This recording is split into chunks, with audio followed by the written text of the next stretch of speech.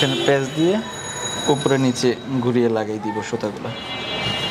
এই দেখেন, এই সাইড দিয়ে হাত দিবেন, এইখানে ধরবেন, এদিকে লাগাই দিবেন, তাহলে আপনার কাজ করতে সুবিধা হবে। এই পাট এই পাশে চাপাই নেবেন, ধরবেন এই যে উপরে, আবার এই যে নিচে হাত দিলেন এইখানে। 2 দিন কাজ করলে আপনি নিজেই বুঝবেন কিভাবে আপনার সুবিধা অসুবিধা তাড়াতাড়ি হচ্ছে। জি জি। আর এইভাবে কাজ করলে আপনার সুবিধা হবে। উপরে নিচে শুধু ঘুরাই ঘুরাই লাগাই দিবেন।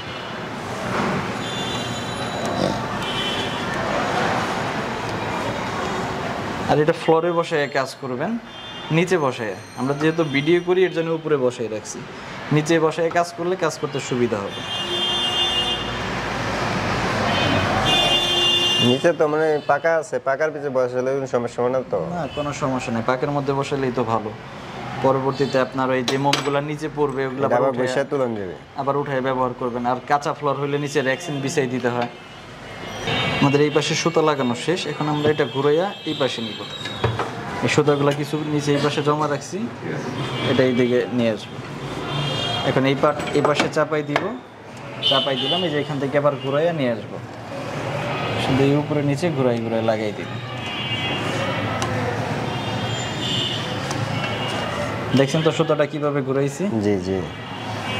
এভাবে ঘুরাইয়া নিয়ে আসবো। আগে কতক্ষণ জমাই রাখে হেপাশে আসবো, আর একটা মাথায় দিকে না পরে দুনো পাশে জায়গায় গিয়ে। জি জি জি।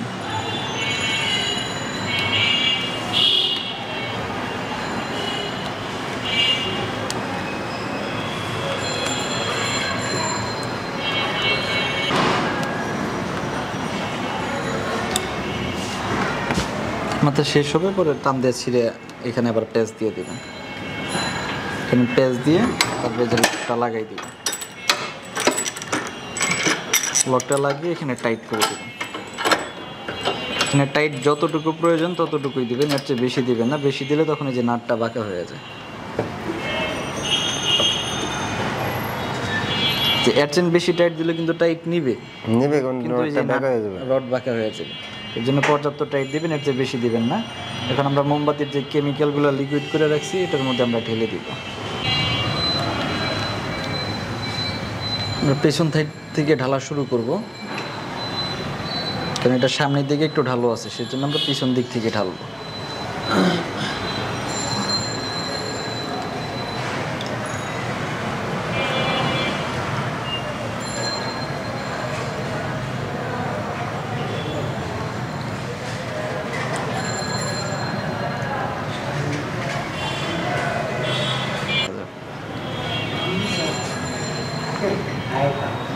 যেগুলো নিচে পড়বে কোনো সমস্যা নেই, ওগুলো আবার পরে মোম বানিয়ে ফেলাইতে পারবে।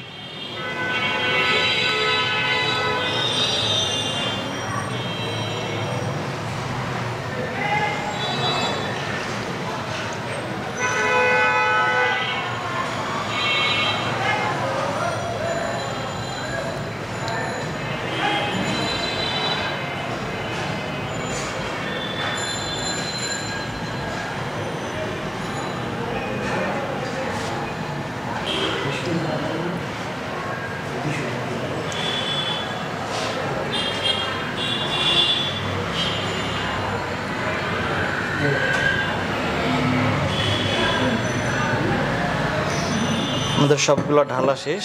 এখন আমরা সুতাটা পুরোপুরি শুকানোর আগে এই সুতাগুলো কেচি দিয়ে কেটে দিব, কেটে এটা পরিষ্কার করে দিতে হবে। পুরোপুরি শুকানোর আগে আমরা গোড়াগুলো কেটে দিব। আর আপনি ঘনটা ঢাললে সাথে সাথে ঢালার সাথে সাথেই দেখবেন আপনি মোটামুটি শুকিয়ে গেছে, আপনি সুতাগুলো কেটে ফেলাইতে পারবেন। একদিক দিয়ে ঢালবেন আর একদিক দিয়ে সুতা কেটে ফেলাবেন।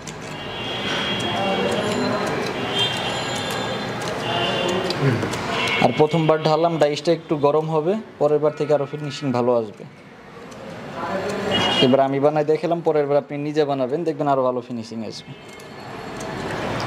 আর যে কেমিক্যালটা আপনাকে কিনা দিছি না ফিনিশিংয়ের জন্য, জি, ওটা এখানে মিক্সড করা আছে। আমাদের সব সুতা কাটা শেষ। এখন আমরা এই গোড়াটা পরিষ্কার করে দিব। এটা এই যে স্ক্রাইব দিয়ে, স্ক্রাইবগুলো রঙের দোকানে কিনতে পাবেন, ডলা দিয়ে পরিষ্কার করে ফেলবেন। আর এই দেখেন মোমগুলো হচ্ছে গরম থাকা অবস্থায় বেশি থাকে, পরে টানে নিচ দিকে যায়। যেগুলো মোমের গুঁড়া দেখবেন খালি থাকে, ওগুলো হচ্ছে পরে আর ওই গুঁড়ায় ভইরা দেয় না। আবার যেগুলো গুঁড়া ভরা থাকে পরে আরেকবার করে মোম ঢাইলা দেয়। বেশিরভাগই গোড়া খালিই থাকে। আমাদের আর 2 মিনিট লাগবে এটা পুরোপুরি শুকানোর জন্য। 2 মিনিট হয়ে গেলে এটা আমরা মোমগুলো বের করতে পারবো। জি আমাদের মোটামুটি শুকানো শেষ। এখন আমরা খুলে দেখি মোমবাতি কীরকম আমরা তৈরি করলাম। খোলার সময় একটা জিনিস খেয়াল রাখবেন, মোমগুলো সব এই পার্টে আছে কিনা। যেমন এই পাশের ডাইসগুলো সব এই পার্টে আছে, কোনো সমস্যা নেই, পুরোটা খুলে ফেলবো। এখন এই পার্ট খোলার সময় দেখেন কিছু মোম এই পাশে রয়েছে, জি এটা এই পাশেরটা এই পাশে হাতে চাপ দিয়ে যে এই পাশে নিতে হবে, কারণ ওই পাশে থাকলে মোমগুলো সব ভেঙে যাওয়ার, গোড়া ভেঙে যাওয়ার সম্ভাবনা আছে। নিচের মাথা মুখ, হ্যাঁ জি জি জি, কারণ সুতা আছে নিচের পার্টে, গোড়া যদি এই পার্টে থাকে তখন চাপ খেয়ে ভেঙে যাবে। কি সুন্দর হয়েছে। এই যে দেখেন, পরেরটা আরও ফিনিশিং ভালো হবে, কারণ এখন ডাইসটা একটু হিট হয়েছে। তারপরে এখন যেরকম ফিনিশিং হয়েছে দোকানে চালানো যাবে না। একেবারে সুন্দর। আচ্ছা, অনেক দোকানেরও মোম দেখবেন ফাটা ফাটা থাকে, গর্ত গর্ত থাকে।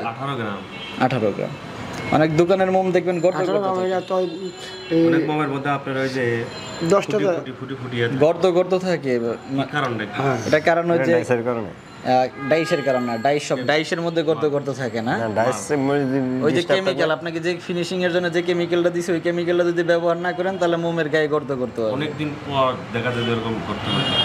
অনেক দিয়ে আসা হলো, দিয়ে আসার পরে দেখা যাচ্ছে যে আপনার 20 দিন 25 দিন পরে মাল দিবে গেছে, দেখা আপনার এরকম দাগ। ওইটা হচ্ছে পাউডারের কারণে, ভালো পাউডার ব্যবহার না করলে।